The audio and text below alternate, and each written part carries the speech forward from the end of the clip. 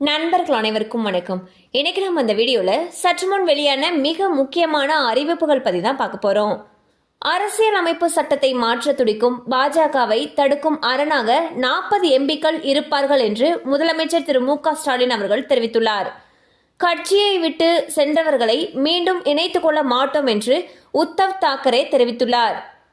T20 world cup Namibia அணிக்கு எதிரான 34வது league போட்டியில் இங்கிலாந்து அணி வெற்றி பெற்றுள்ளது.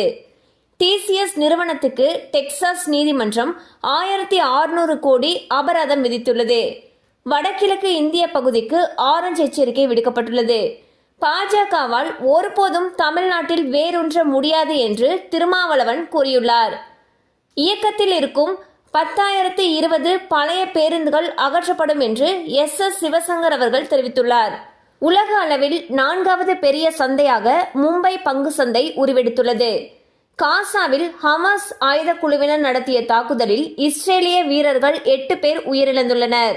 இந்தியா கனடா இடையேயான T20 உலகக்கோப்பை கிரிக்கெட் போட்டியானது மழை காரணமாக ரத்தானது. மேலும் இது போல தகவல்களை உடனுக்குடன் தெரிந்து கொள்ள நம்ம சேனலோடு தொடர்ந்து இணைந்திருங்கள். தேங்க்யூ ஃபார் வாட்சிங்.